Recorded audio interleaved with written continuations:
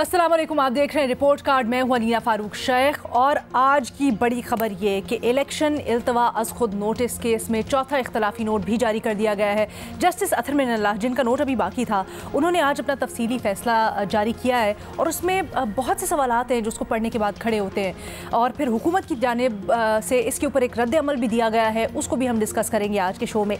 Justice अतर मिनल्लाह साहब अपने तफसीली इख्तलाफी नोट में सबसे पहले तो ये जो मौजूदा केस है यानी खैबर पख्तूनख्वा और पंजाब में इंतखाबात का, इसके ऊपर जो सो मोटो लिया गया उसके ऊपर अपने साथी जजेस की तरह वो भी तहफ़्फ़ुज़ात उठाते हैं और समझते हैं, जैसे उन्होंने अपने मुख्तसर फ़ैसले में कहा था कि नहीं लिया जाना चाहिए और उसके ऊपर सवालात उठाए थे, वो उसी को आगे बढ़ाते हैं और कहते हैं कि ना सिर्फ इस मौजूदा केस में नहीं बल्कि 184(3) यानी सो मोटो का जो इख्तियार है वो किस तरह से लिया जा रहा है, किस केसेस में लिया जा रहा है और उसको किस तरह से अप्लाई होना चाहिए, इसके ऊपर भी बड़ी संजीदगी से सोचने की ज़रूरत है और ख़ासकर जो सियासी मामलात हैं उनमें थोड़ा इज्तनाब ही करना चाहिए। ये उनकी ज़ाती राय है। फिर उन्होंने कहा जी असम्बलियाँ तोड़ने के मामले पर जो यानी खैबर पख्तूनख्वा और पंजाब की असम्बलियाँ टूटी, उसके ऊपर भी उन्होंने बहुत तहफ़्फ़ुज़ात और फिर बहुत से सवालात जो है वो उठा दिए हैं। साथ ही साथ उन्होंने ये कहा कि चाय के वक्फे के दौरान यानी उस दिन जिस दिन रिजर्वेशंस आई बेंच के सामने, जब वो 9 रुकनी बेंच था, कि 2 जज साहिबान इनको रिक्यूज़ किया जाए या ये अपने आप को अलग कर लें और फिर ये इख्तलाफात उठाए जस्टिस याहिया अफरीदी और अतर मिनल्लाह साहब ने। गालिबन वो 23 फरवरी का दिन था, तो उस दिन जस्टिस अतर मिनल्लाह उस दिन का हवाला देते हुए कहते हैं कि चाय के वक्फे में तमाम जजेस में इत्तफाक हुआ एंटे रूम में कि फ़ैसला 4-3 का है और मैंने अपने जो मुख्तसर इख्तलाफी नोट में लिख दिया कि मैं जस्टिस याहिया अफरीदी साहब जो कह रहे हैं उससे इत्तफाक करता हूँ और फिर कुछ सवालात भी उठाए, लेकिन मैंने ये बिल्कुल नहीं कहा था कहीं भी कि मैं इस बेंच की या इस समात में शामिल नहीं हूँगा, मुझे इससे अलग कर दिया गया। उन्होंने ये भी लिखा है कि ये चीफ़ जस्टिस साहब को कन्वे भी हुआ था कि एंटे रूम में क्या हुआ है और सारी गुफ्तगू, लेकिन फिर भी मैंने खुद से समात को अलग नहीं किया था। इसके ऊपर भी उन्होंने बड़ा सवाल उठा दिया है। अब यहाँ पर सवाल ये उठता है कि एक जानिब तो ये जो इख्तलाफी नोट सामने आया है, इससे पहले भी जो चीफ़ जस्टिस के 3 रुकनी बेंच जिसने अभी हालिया केस की समात की है, उनके ब्रदर जजेस की तरफ से 184(3) हो, उसके ऊपर शदीद तहफ़्फ़ुज़ात सामने आ रहे हैं। चीफ़ जस्टिस ऑफ पाकिस्तान के इख्तियारात के ऊपर जो इंतज़ामी उमूर हैं उनके ऊपर शदीद तहफ़्फ़ुज़ात उठाए जा रहे हैं। दूसरी जानिब हुकूमत की तरफ से भी, वफाकी हुकूमत की तरफ से भी चीफ़ जस्टिस ऑफ पाकिस्तान से इस्तीफ़े का मुतालबा कर दिया गया है।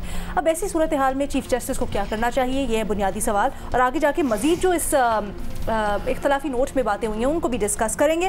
बुनियादी सवाल के लिए हमें ज्वाइन करें जी इरशाद भट्टी साहब, हफीज़ुल्लाह नियाज़ी साहब, महमद सरफराज साहिबा और मेरे साथ स्टूडियोज़ में मौजूद हैं मज़हर अब्बास साहब।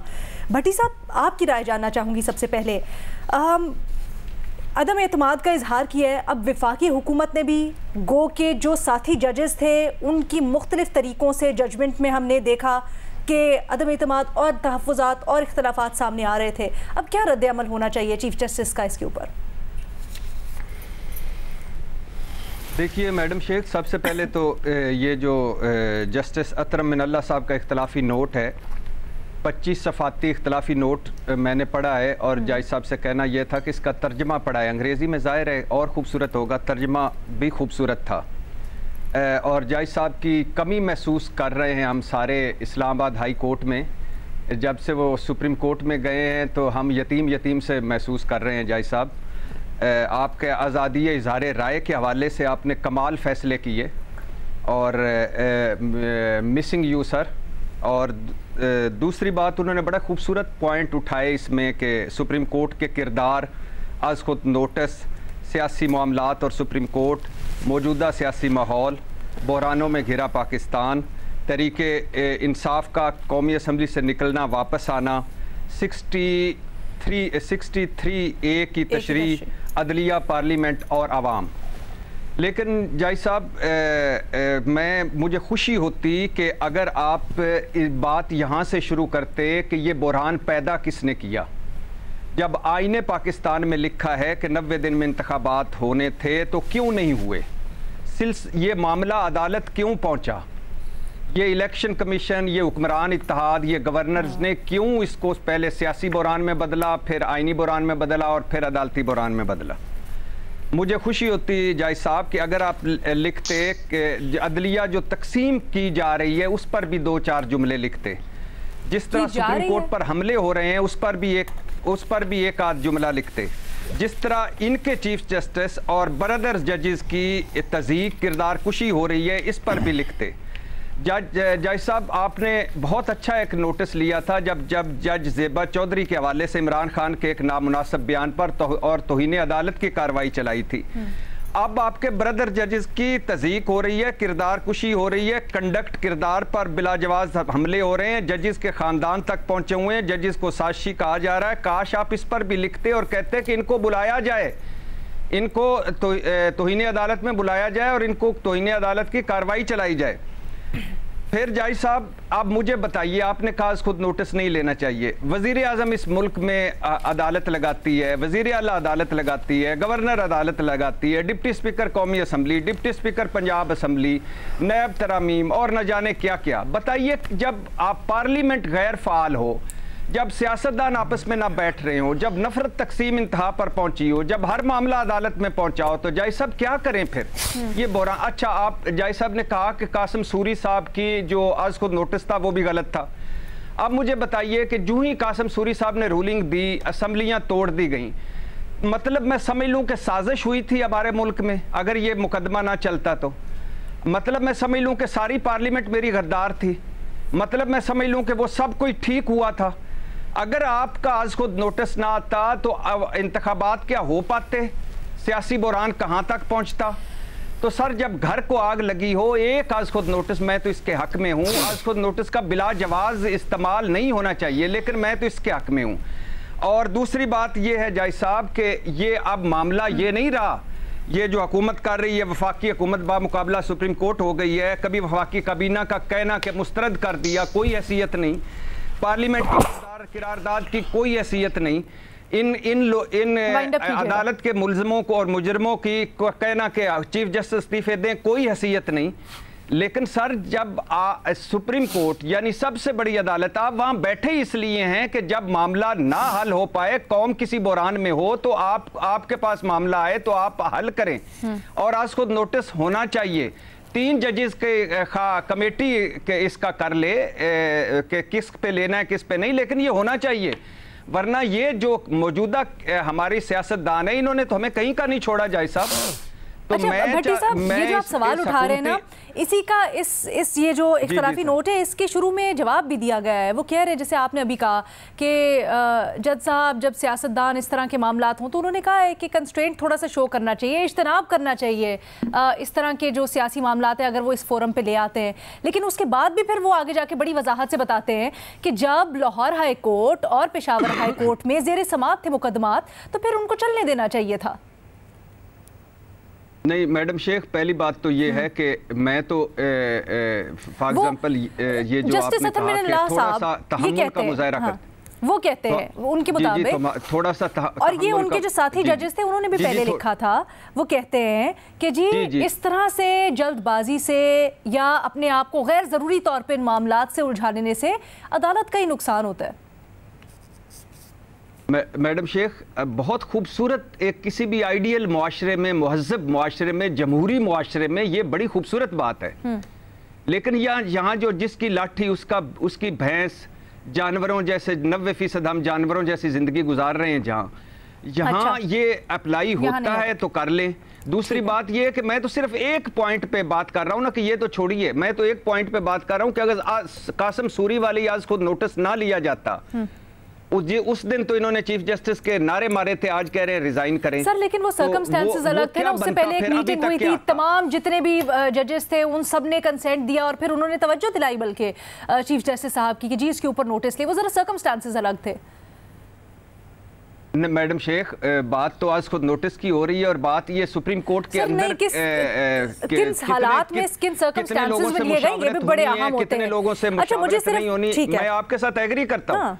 मैं आपके साथ एग्री कर रहा हूं कि कितने लोगों से मुशावरत होनी है, कितने लोगों से मुशावरत नहीं होनी, किसने फैसला करना है, किसने फैसला नहीं करना, ये सारे ब्रदर जजेस और मुअज़्ज़ज़ जज साहबान का अपना इख्तियार है।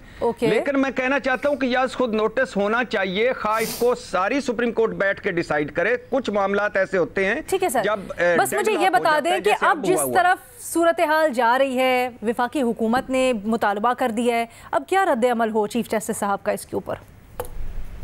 मुख्तसर चीफ जस्टिस साहब और चीफ जस्टिस साहब का मैं शुक्रिया अदा करता हूं कि मुसलसल दबाव बर्दाश्त कर रहे हैं, जस्टिस इजाजुल हसन का, जस्टिस मुनीब अख्तर साहब का, और इंतखाबात करवाएं। और बिल्कुल इस्तीफ़ा नहीं देना चाहिए। क्यों इस्तीफ़ा देना चाहिए? ये तो इनका तो जो बंदा FIA का DG हो तो अगर इनके खिलाफ हो जाए तो इस्तीफ़ा दे दे, चेयरमैन नायब इस्तीफ़ा दे दे, नहीं देना चाहिए, इंतखाबात होने चाहिए। न्याय साहब, आपकी क्या राय है? देखिए जी, आज अत्तर मिनल्ला साहब ने कोई ये कहें कि जी कोई नई बात की है, या ये कहें कि उन्होंने कोई आवाज नहीं आ रही जो है एक जो जुडिशरी का जो लैंडस्केप है ना, वो नई बात नहीं की, और उसके बावजूद जुडिशरी का जो लैंडस्केप है, वो जुडिशियल लैंडस्केप है, वो पूरा तब्दील करके रख दिया। लेकिन थोड़ा सा पीछे चले जाएं, वो कहते हैं ना कि एक हमारे यहाँ एक हमारे जो है मजहब में एक हदीस मुबारक है कि जो कुआं के कुत्ते में गिर जाए तो आप 70 छोड़ो 2000 भी उससे से बाल्टी निकालें तो पाक नहीं होता, पहले उससे जरूरी ये है, शर्त ये है कि कुत्ते को बाहर निकाला जाए। ये शुरू कहाँ से हुआ? ये शुरू यहाँ से हुआ लीना कि परवेज़ साहब का केस आया, पंजाब असेंबली को डिसॉल्व किया, तो वो केस उसके ऊपर 100 वोट लिया गया। बदकिस्मती या खुशकिस्मती से उसके ये एक जजेस जो सेट है वो पिछले 2-3 साल से एक खास डोमेन के अंदर वो एक्टिव है, जिसकी वजह से सस्पिशन पैदा हुई है, ट्रस्ट डेफिसिट पैदा हुआ है, उसके साथ हम से चल रहे हैं। उस केस के अंदर पहली बात तो यह है कि परवेज़ साहब उससे पहले कह चुके हैं वजीर आला, और आइन कहता है कि वजीर आला या वजीर आजम जो है वो असेंबली डिसॉल्व करने की उनके पास पूरा इस्तेकाक है, पूरा राइट है। परवेज़ साहब ने इसके ऊपर हर एक को पता था, डटे हुए थे, वो डिसॉल्व नहीं करना चाहते थे। इमरान खान साहब जो कि पंजाब असेंबली के मेंबर नहीं थे, पार्टी एक प्रेसिडेंट थे और उसके साथ उनकी कोलिशन थी, उसको इस्तेमाल कर रहे थे, झगड़े भी हो रहे थे अंदर से, उनकी एक तल्ख बातें भी सामने आई थी परवेज़ साहब की, इमरान खान साहब की उन्हीं दिनों, जबकि वो उनके वज़ीर आला बने हुए थे। तो चुनाचे उन्होंने कहा जी कि मैं ये असेंबली डिसॉल्व नहीं करना चाहता हूँ। अब इस बार ये कितना इंपॉर्टेंट बात था कि जिसको हमेशा मिस कर देते हैं और हम इसको जो है सुनते ही नहीं है। फिर उससे पहले आप ये देखें कि बुज़दार साहब के वक्त में इसी तरीके से जो डिफेक्ट हुए तो उनके केसेस भी पड़े थे सुप्रीम कोर्ट में, जो 4 या 5 मेंबर्स थे, जो ना उनको डिस्क्वालीफाई आज तक किया गया है, ना उनका वोट जो है जिसको कहते हैं डिस्काउंट किया गया। इसके अंदर जब ये हुआ, जब केस आया तो सुप्रीम कोर्ट ने जब लिखा तो चलो कर दिया उन्होंने, उन्हें कह दिया जी वोट जो है वो बंदे डिस्क्वालीफाइड होंगे।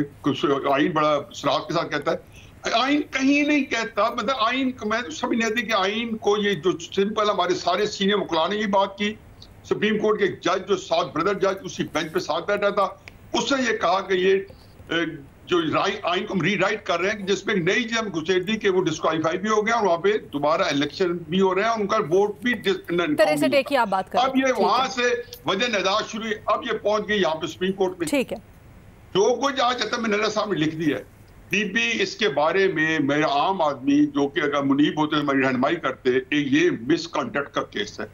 ये उसके अंदर एक जज के ऊपर पहली दफा, पहले तो ये था ना कि एक इंतजामिया मूड मिशन प्रिपेयर हो रहा था, ये बदनीति का केस है, ये बदयांती का केस है। आप पता मिनल्ला साहब को बात फैसला तो पड़े। मैं तो हकीकत है कि चश्म कुशा मेरा ख्याल है कि उसमें कौन सी बात है जो उन्होंने नहीं लिखी या ऐसी लिख दिया जिसमें कोई उन्होंने तौहीन की, उन्होंने कोई बात ही नहीं की। उन्होंने सादा सिंपल से बताया, उन्होंने कहा ये वाकयात हुए हैं कि चीफ जस्टिस साहब ने झूठ बोला है, उन्होंने गलत कहा कि रिक्रूज कर गया। ये बात मैं 3-4 टीवी प्रोग्राम में बहस होती रही कि सारे ये कहते थे, वकील मेरे कहते रहे, शुएब शाहीन साहब एक प्रोग्राम मेरे साथ कहते रहे जी उन्होंने रिक्रूज किया।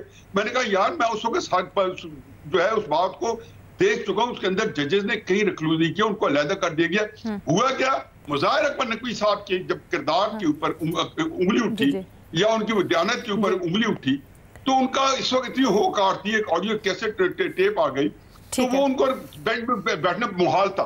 चुनाचे चीफ जस्टिस साहब ने और इजाजुल अहसन साहब को साथ बिठा के 2 उनको हटा दिया और 2 जजेस जो थे अतरमिनल्ला साहब और हमारे कोर्ट उनके ब्रदर उनको हटा दिया ताकि वो जो तवाज़ुन रखा था 5-4 का वो 5 के अंदर भी 3-2 करे। अगर ये इंसाफ है मुझे मिलना है पाकिस्तान में, जो मैं हमेशा आपके प्रोग्राम में पिछले 4-5 साल कह रहा हूँ कि क्यों मैं कहता हूं कि सर, आप बड़ी दिलचस्प ऑब्जर्वेशन उठा रहे हैं क्योंकि सभी के ज़हनों में ये सवाल था और हमारा भी पहले इंप्रेशन यही था कि शायद अतरमिनल्लाह साहब ने भी अपना जो मामला है अपने बेंच में समाअत में शामिल होने का मामला छोड़ दिया है चीफ जस्टिस साहब के ऊपर। लेकिन जब इस चीज़ को प्रोब किया तो पता चला कि जस्टिस याया साहब ने जो अपना इख्तलाफी नोट लिखा और शॉर्ट ऑर्डर लिखा उसमें उन्होंने ये एक तो क्लियर किया कि जी वो बिल्कुल इस सुओ मोटो के हक में नहीं है और वो अपना फैसला दे रहे हैं और अपने बेंच में शामिल होने का इख्तियार या जो ना अगली समातों में बैठने का इख्तियार वो चीफ जस्टिस के ऊपर छोड़ते हैं।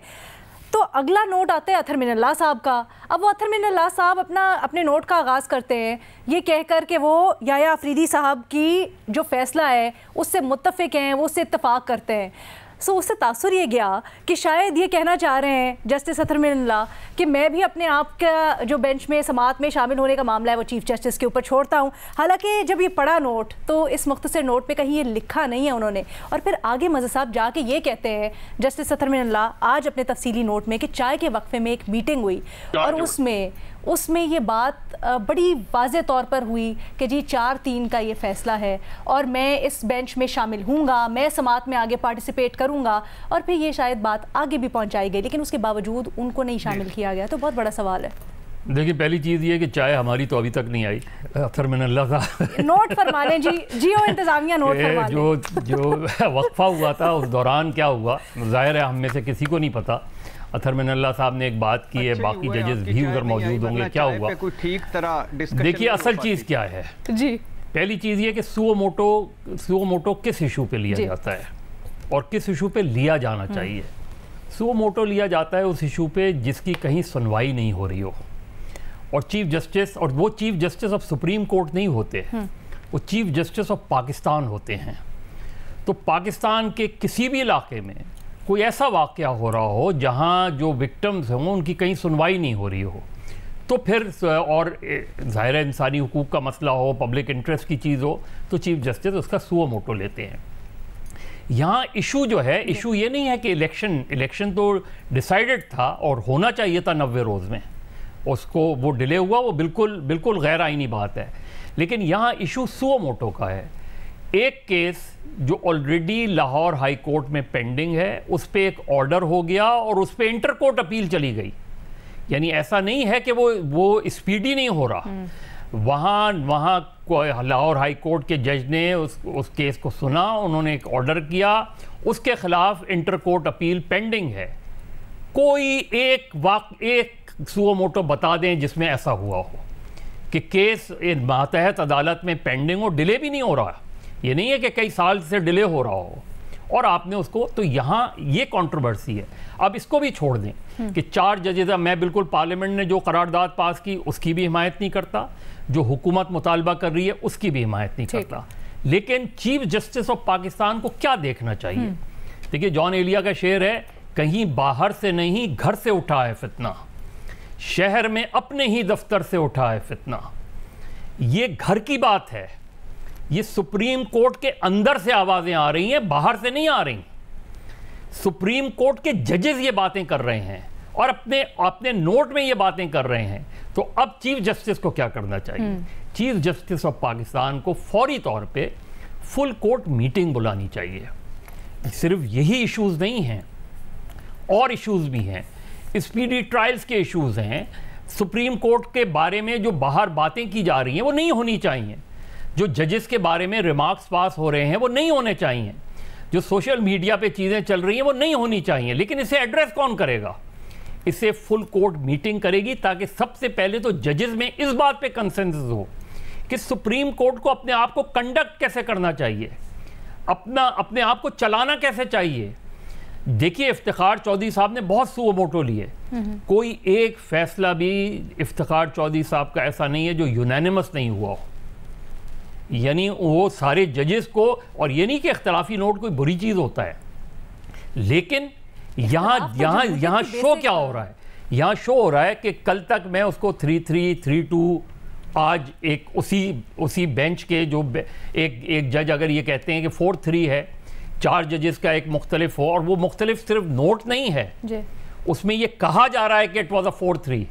तो अब इस इशू को सॉर्ट आउट करने का, इस इशू को रिजॉल्व करने का सबसे बेहतर फोरम फुल कोर्ट मीटिंग है। आपको अभी भी लगता है गुंजाइश है फुल कोर्ट मीटिंग में चीजें सॉल्व हो जाएंगी? देखिए, जब फुल कोर्ट मीटिंग होगी तो जब फुल कोर्ट मीटिंग किसी एक कंसेंसस से बाहर आएगी तो उससे बहुत से इश्यूज रिजॉल्व हो जाएंगे।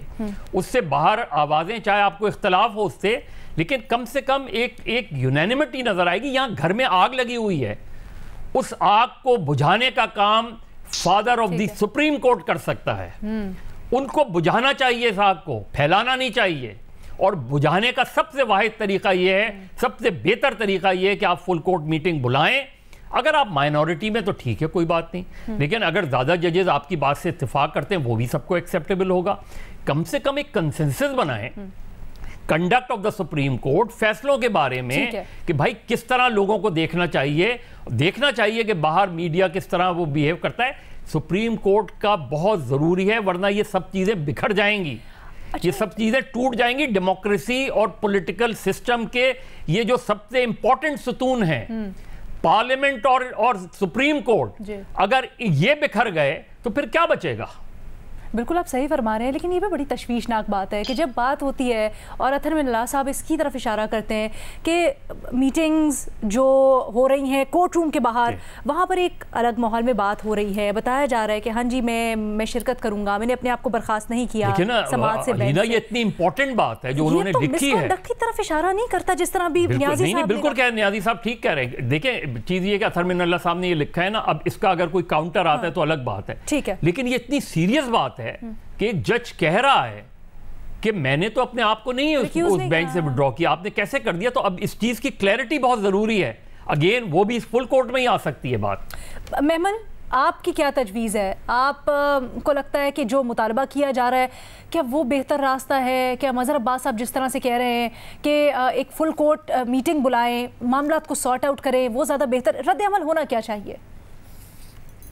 ना मेरे तो ख्याल में चीफ जस्टिस साहब को चाहिए कि आप फुल कोर्ट बेंच बनाकर जिन मामलात की निशानदेही उनके फेलो जजेस ने की है उनको एड्रेस करें। अच्छा। और देखिए लीना, इन सारे जो जजेस के नोट्स हैं, इनसे एक बात बहुत वाज़ेह होती है कि जो हुकूमत ने रिसेंटली जो बिल पास की है उसकी बहुत अहमियत है, क्योंकि आपके अपने जजेस आपको बता रहे हैं कि आपके फैसले किस तरीके से मुतनाज़े हैं।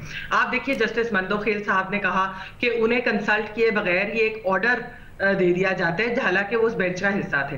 फिर जस्टिस अतर मिनल्लाह साहब ने जिस मीटिंग का आप भी जिक्र कर रही हैं, उन्होंने वो बताया कि वहां बताया जाता है कि 4-3 का फैसला है, और उसके बाद आप उन्हीं को हटा देते हैं, और हालांकि उन्होंने अपने आप को रिक्यूज भी नहीं किया होता। फिर उन्होंने चीफ जस्टिस साहब को और कोर्ट को एक्चुअली चार्जशीट भी की है कि आप देखिए कि ये जो पॉलिटिकल क्राइसिस है उसके अंदर कोर्ट ड्रैग हो रही है किस तरीके से, और इसका इंप्रेशन क्या जा रहा है इन फैसलों का। अभी तो चले अलीना, जो ये बिल की मैं बात कर रही हूँ, पीटीआई का मामला है या जस्टिस बंदयाल साहब का मामला है, लेकिन हमने तो इत्तेखार चौधरी साहब के जमाने से देख रहे हैं ना कि किस तरीके से कोर्ट जो है वो सियासी फैसले करती है और उनमें मुदाखलत करती है। तो ये बिल जो है इसकी अहमियत इसलिए मजीद बढ़ गई है क्योंकि सुप्रीम कोर्ट को कॉन्स्टिट्यूशन ने जो पावर्स दी है वो खाली एक चीफ जस्टिस की तो नहीं है, वो पूरी सुप्रीम कोर्ट की होती हैं। वो अकेले किस तरीके से फैसला कर लेते हैं। अब मैं आपको देखिए एग्जांपल देती हूँ। जस्टिस फाइज ईसा साहब ने फैजाबाद धरने की जो जजमेंट दी, उसके बाद से ऑलमोस्ट 6 साल हो चुके हैं। आप मुझे ये बता दीजिए कि वो किस इंपॉर्टेंट बेंच का हिस्सा थे? गालिबन किसी के भी नहीं। उनके 6 साल का करियर उनका इसलिए जाया कर दिया गया क्योंकि उस वक्त की एस्टैब्लिशमेंट उनसे नाराज थी। एक उन्होंने इंतहा पसंद मजहबी जमात के ऊपर एक फैसला दिया है, उसके बाद उन्हीं के खिलाफ जो है वो किस तरीके से रेफरेंस फाइल हो जाती है, उनके बीवी बच्चों को अलहदा रुस्वा किया जाता है और उनको इंपॉर्टेंट बेंचेस में नहीं लिया जाता।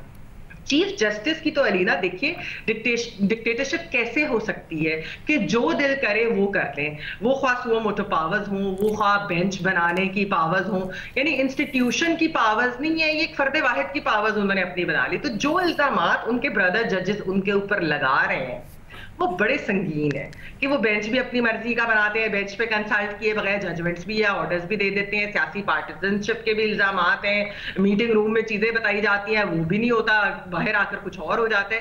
तो ये जो मिसट्रस्ट शो कर रहे हैं ना, इन सब मामलात को एड्रेस करने के लिए फुल कोर्ट बेंच ही बनेगा तो तभी आगे मामला जाएंगे, क्योंकि अभी तो ऐसे लग रहा है कि जैसे मेजॉरिटी खो दी है चीफ जस्टिस साहब ने। तो ये बड़ी एक तशवीशनाक मामला है इस वक्त। मेरे ख्याल में ये बहुत जरूरी है कि इसके ऊपर वो गौर करें, इंट्रोस्पेक्शन करने की बिल्कुल जरूरत है और चीफ जस्टिस साहब फुल कोर्ट एक ही बार बनाए ताकि ये सारे के सारे मामलात और ये कंट्रोवर्सीज खत्म हो। अच्छा, ये जो हुकूमत मुतालबा कर रही है और मरियम नवाज ने भी अब से कुछ देर पहले ट्वीट की और यही मुतालबा दोहराया, बल्कि उन्होंने तो आगे बढ़कर एक इल्ज़ाम भी लगा दिया है। वो कहते हैं कि बहुत जानिबदारी और झुकाव एक तरफ हो गया है। आप इसके ऊपर क्या कहेंगी? अलीना, देखिए जो जानबदारी और झुकाव की बात है वो तो उनके अपने फेलो जजेस भी कह रहे हैं। वो ये कहते हैं कि यानी कि अगर पीटीआई खुद इस्तीफे दे वो ठीक है, अच्छा फिर वो कह नहीं उसी के खिलाफ फैसले के लिए आ जाए कि नहीं नहीं जी अब हमने इस्तीफे नहीं देने। फिर आपने आर्टिकल 63A जो है जिस तरह से आपने री इंटरप्रेट की, वो यानी कि अदालत को ही कह रहे हैं कि आपने किस तरीके से 63A री इंटरप्रेट की, जिसकी वजह से पोलिटिकल क्राइसिस और हो गया। फिर उन्होंने हुकूमत का मुतालबा दुरुस्त है, पंजाब असेंबली की डिसोल्यूशन के ऊपर भी नहीं, इस्तीफे की तो नहीं, मैं तो इस वक्त बात करूं कि फुल कोर्ट बेंच मुतालबा सही नहीं है, लेकिन बाकी जो आप सवाल उठा रही है ना, मैं चाहती हूँ जरा इसको यहीं पे रोकते हैं, क्योंकि अगले सेगमेंट में आके हम इसके ऊपर तफसीली बात करते हैं। जस्टिस अतहर मिनल्लाह ने भी आज ये सवाल उठाए हैं और ये बड़े अहम सवाल हैं जिनको डिस्कस करना ज़रूरी है, पार्लिमानी रिवायात को मद्देनज़र रखते हुए, जमहूरी रिवायात को मद्देनज़र रखते हुए। चाय आनी भी बड़ी ज़रूरी है। तो जी चाय का ब्रेक लेते हैं, आप भी ब्रेक लें।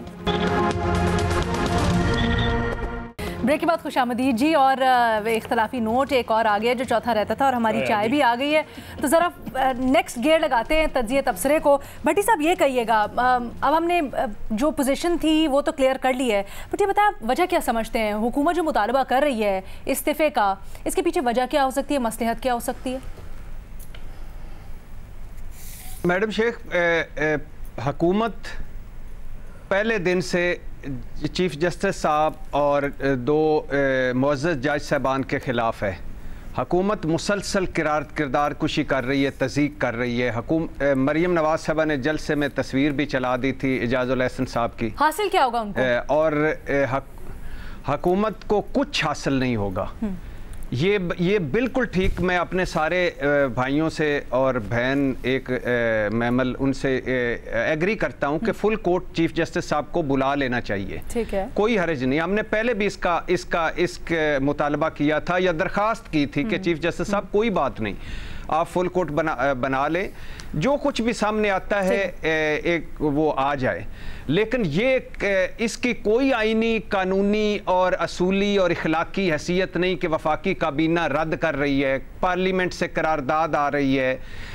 और मज़े की बात मैडम शेख सुनिए कि खैर से हमारा महंगाई, गुर्बत या हमारा आटा या बेरोज़गारी या IMF या हमारे मसाइल छोड़ें, पार्लियामेंट का मुश्तरका इजलास 4 दिनों में 2 काबीना इजलास, पार्लिमानी लीडर्स इजलास, रोज़ाना वीडियो लिंकी मुशावरतें, कौमी सलामती कमेटी का इजलास का एलामी बुलाना फुल, और उस किस लिए? सिर्फ इसलिए कि ये फैसला हमें कबूल नहीं। ये जज साहब, ये जो तज़ीक हो रही है किरदार पर, कंडक्ट पर, फैमिली पर, जजेस पर, ये काबिल मुज़म्मत है, अफसोसनाक है और शर्मनाक है। मैं इसकी ना वजह पूछना चाह रही हूँ। नियाज़ी साहब आप कहिएगा, आपको इसके मुतालबे के पीछे ये जो अब ख़ास तौर पे इस्तीफ़े का मुतालबा ये लोग सामने ले आए हैं, इसके पीछे आपको क्या वजह नज़र आती है? क्या हासिल होगा नून लीग को इससे? देखिए, पहली तो बात है कि बैड फ्यूड तो पैदा हुई हुई है ना, एक ट्रस्ट डेफिसिट है। नून लीग कोई पहली दफा तो उनके ग्रीवेंस नहीं है, उनका तो चल रहा है 2016 से 2017 से। अगर आपको व्हाट्सएप JIT याद हो, ये वही सेट ऑफ जजेज है, खसूसन इनके अंदर इज्जत माब चीफ जस्टिस साहब और मोहतरम जस्टिस इजाज़ुल एहसन साहब, ये वही मॉनिटरिंग कर रहे हैं। अब उनसे पूछे तो बीती उन पे देखे। पहली बात तो यह है कि सियासी जमातों पे जब भी कोई उस्ताद आई है, सही है गलत, उन्होंने उसके खिलाफ एक आवाज उठाई है। इमरान खान साहब पे आई है, जब भी आई है तो इमरान खान साहब ने नहीं कहा, जब ये सूरी ने जो आइन वायलेट किया था और असेंबली के अंदर जो कुछ उन्होंने खिलवाड़ किया था, तो क्या कहते थे, मेरे प्यारे जजेस ये इमरान खान साहब के मुंह के पास है, मैं वही कोट अनकोट कर रहा हूँ। क्या पड़ी थी कि आप रात को कोर्ट खोलते। इसी तरीके से जब पीपल्स पार्टी 70s में या 80s में जो भी फैसले आते थे, सही या गलत, पार्टी ने एहतजाज किया है, नून उस एहतजाज की कंटिन्यूटी आ रही है। अब उनको मौका मिल गया है, मेरा ख्याल है ऐसा मौका मिला है कि वो कहते हैं कि जो क्रिकेट के जुबान में कहते हैं कि जब हाफ वाली मिलती है तो वो तो कोशिश कर रहे हैं कि ग्राउंड के बाहर छक्का पड़े, कि ये हर दफा इस तरीके से हलवा बॉल नहीं मिलती। अब जो एक जज की जो हम यही तो डिस्कस कर रहे हैं, मजहर साहब ने जिसको हाईलाइट किया है कि अतर मिनल्ला साहब की याद तो उसके बारे में इन्वेस्टिगेशन उनकी होगी, उसके बारे में एक डेफिनेट जवाब आएगा, नहीं आएगा तो वो एक जज का लिखो फैसला है और वो उतने ही ऑनरेबल है, इन्हें पाकिस्तान घर उठाए हो जितना चीफ जस्टिस। आपको भी लगता है कि इतना ही सादा है कि बस पंचिंग बैग के तौर पर हुकूमत इनको कर रही है? इस्तीफे का मुतालबा ज़हन नहीं मानता कि इतना बड़ा मुतालबा ऐसे ही आ जाए। देखिए, मुस्लिम लीग नून इस वक्त और पीडीएम जनरली और मुस्लिम लीग नून पर्टिकुलरली उनको एक बयानिए की तलाश है ताकि वो अगले इलेक्शन में क्या बयानियाँ लेकर जाएंगे। वो जाहिर है कि जी पीटीआई की गवर्नमेंट में महंगाई इतनी होगी, ये बयानिया तो नहीं चलेगा क्योंकि उनके एक साल में तो महंगाई पता नहीं कहाँ से कहाँ पहुँच गई है। गवर्नेंस की कोई अच्छी मिसाल नहीं है। पॉलिटिकल विक्टिमाइजेशन अगर उस दौर में होता था तो इस दौर में भी होता है। ये तो शुक्र है कि इस दौर में एक लाहौर हाई कोर्ट के जज का सेडिशन के हवाले से एक मार्कतुलारा फैसला आ गया, वरना आपने तो अपने पॉलिटिकल ओपोनेंट्स को वही उसी तरह टारगेट किया जिस तरीके से डिक्टेटरशिप में होता था। और ख़ुद मुस्लिम लीग नून और पीपल्स पार्टी उसके विक्टिम्स रहे हैं और फिर भी वो दूसरे को विक्टिम बनाना चाहते हैं। तो इसलिए उन्हें एक बयानिए की तलाश है। वो बयानिया जुडिशरी की शक्ल में उन्हें मिल रहा है, वो बयानिया चीफ जस्टिस की शक्ल में उन्हें मिल रहा है कि जी अगर ये चीज़ें होती हैं तो वो इस पूरे को करेंगे कि इलेक्शंस मैनिपुलेट हो गए, जो भी है उसमें। लेकिन इस वक्त जो है इदारे एक दूसरे के मामलात में इंटरफेयर कर रहे हैं। देखिए, इलेक्शन कमीशन जैसा भी है, इलेक्शन कमीशन एक इंडिपेंडेंट इदारा है। आपने इलेक्शन कमीशन से कहा कि आपने ये गैर आइनी काम किया, ठीक है, सुप्रीम कोर्ट का ये हक है। शेड्यूल देना आपका काम नहीं था, मॉनिटरिंग जज बनाना आपका काम नहीं है। कि आप इलेक्शन कमीशन एक इंडिपेंडेंट इदारा है और कॉन्स्टिट्यूशनली इंडिपेंडेंट इदारा है, ठीक है, उसकी मॉनिटरिंग करने का क्या मतलब है? चीज़ ये है कि या तो आप फिर ले जाएं चीफ इलेक्शन कमिश्नर का केस सुप्रीम जुडिशल काउंसिल में ले जाएं आप उसमें, और पीटीआई ने कोशिश की थी ना ले जाने की। लेकिन इस तरीके से अब जैसे पार्लियामेंट कर रही है कि सुप्रीम कोर्ट के फैसले के खिलाफ आप करारदाद कैसे पास कर सकते हैं, और करारदाद पास करनी थी तो कम से कम अपने मेंबरान को तो बुला लेते। सर, मेमल ने इसके ऊपर बड़ा अच्छा नुक्ता उठाया जो कि 40 अरकान पहले उसको आप यूनानिमस कैसे कह सकते हैं? 40 अरकान उस पार्लियामेंट में बैठे हुए हैं, उसमें आप 40 अरकान, अगर आपने ये करना तो बुलाते ना। बड़ी तफसीली बात की, बट आज जो मुतालबा विफाकी हुकूमत की तरफ से आया और जिस तरह से प्रेशर बिल्ड किया जा रहा है खास तौर पे, महमल आप इसकी वजह क्या समझती हैं? देखिए अलीना, मैंने अभी 2 दिन पहले भी जो बात की थी कि हम यहाँ पर मिलिट्री इस्टेब्लिशमेंट की तो बात हमेशा करते हैं, लेकिन हम कभी भी जुडिशियल इस्टेब्लिशमेंट की बात नहीं करते, और ना ही उनसे सवालात उठाए जाते हैं, ना ही उनकी कोई अकाउंटेबिलिटी होती है, ना ही कोई रेमेडी होती है। वो फैसले दे देते हैं, फिर उन फैसलों के बाद क्या होता है? अच्छा, आज अतर मिनल्ला साहब ने भी ऐसी ही बातें लिखी हैं, उन्होंने भी ऐसे ही सवालात उठाए हैं। क्योंकि देखिए अलीना, जो पॉलिटिकल क्राइसिस, अगर हुकूमत बात कर रही है, हुकूमत कब से फुल कोर्ट बेंच की बात कर रही थी कि आप तश्कील दें, और बहुत सारे केसेस के अंदर उन्होंने कहा, लेकिन उनकी एक ना सुनी थी। और जिस तरह न्यायी साहब ने भी बात की कि 2016-17 से उनके तो ग्रीवेंसेस जो है वो जुडिशरी से चल रहे हैं, पीएमएलएन के। जिस तरह लाइफ टाइम डिस्क्वालिफिकेशन हुई, उसका कोई रूट ही नहीं है कि उसको आप एड्रेस कर सकें, उसको किस तरीके से रिव्यू कर सकें। आर्टिकल 63 है, आपने पूरा का पूरा आइन तब्दील कर दिया, आपने इतना बड़ा फैसला दे दिया जिसकी वजह से पंजाब असेंबली के अंदर वो बड़ा सख्त उसकी वजह से असरअंदाज हुआ, वो फैसले की वजह से जो सब कुछ हुआ हमारे सामने है। तो आप मुझे बताइए कि इसके ऊपर जो है हुकूमत या पीएमएलएन अगर बयानियां नहीं बनाएगी तो वो और क्या करे? क्योंकि वो ऐसी भी बात नहीं कि कोई हकाइक से अलहदा करके कोई बात कर रहे हैं। जो वो बात कर रहे हैं वो तो वो बता ही रहे हैं कि, और ये जस्टिस अतर मिनल्ला साहब ने भी जो पॉलिटिकल पार्टिजनशिप की बात इसके अंदर सवाल उठाया है उसके ऊपर कि ये किस तरीके से, ये क्यों ऐसा लग रहा है। अच्छा, नाउ दैट यू लेकिन उन्होंने ये भी तो कहा है ना अतर मिनल्ला कि सियासी मामलात को पार्लियामेंटेरियंस को खुद सॉल्व करना चाहिए। आप हर केस को उठा के सुप्रीम कोर्ट में क्यों ले आते हैं? देखिए मेरे साथ सुप्रीम कोर्ट भी तो जिस तरीके से सुनकर फुल कोर्ट देखिए ना, आप ये इलेक्शन आप देखें, किसी ने असेंबली तहलील कर दी, गलत की, आज फवाद चौधरी साहब ये एडमिट कर रहे हैं और उसकी कोई लॉजिक नहीं थी, लेकिन असेंबली अगर डिसॉल्व हो गई है तो उसमें तो आपको 90 डेज में हर सूरत में इलेक्शन कराना है, इसमें तो कोई रॉकेट साइंस है ही नहीं। इलेक्शंस के ऊपर तो, इलेक्शन 90 डेज वाली चीज के ऊपर तो किसी का कोई इख्तलाफ नहीं हुए ना। अच्छा 90 डेज ये भी बड़ा इंटरेस्टिंग है मज़ा साहब, जो आपने पॉइंट उठाया ना, ये जो हम बात कर रहे हैं, आज अतर मिनल्लाह साहब ने सवाल उठाए असेंबली तहलील करने के ऊपर। वो कहते हैं कि जी सियासी हिकमत अमली के तौर पर, सियासी हिकमत अमली के तौर पर सूबाई असम्बलियाँ तहलील करना क्या जमहूरियत से मुताबिकत रखता है? कि बतौर सियासी हिकमत अमली सूबाई असम्बलियों की तहलील बजाते खुद आइन की खिलाफ वर्जी नहीं है? क्या सुप्रीम कोर्ट को खुद को सियासी हिकमत अमलियों को आगे बढ़ाने के लिए इस्तेमाल करने की इजाज़त देनी चाहिए? भट्टी साहब, आप कई बड़े अहम सवाल है सर असम्बली की तहलील से मुतल्लिक आज जो उठाए गए हैं।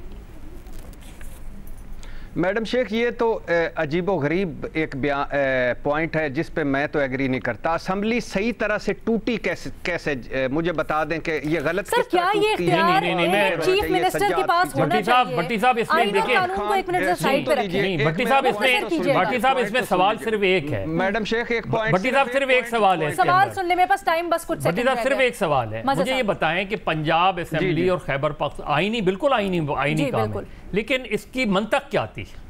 सर मंतक से ज्यादा क्या ये इख्तियार एक बंदे के पास होना चाहिए? ये जरा एक ग्रैंडर डिबेट भी है। भट्टी साहब जवाब दे दें। नहीं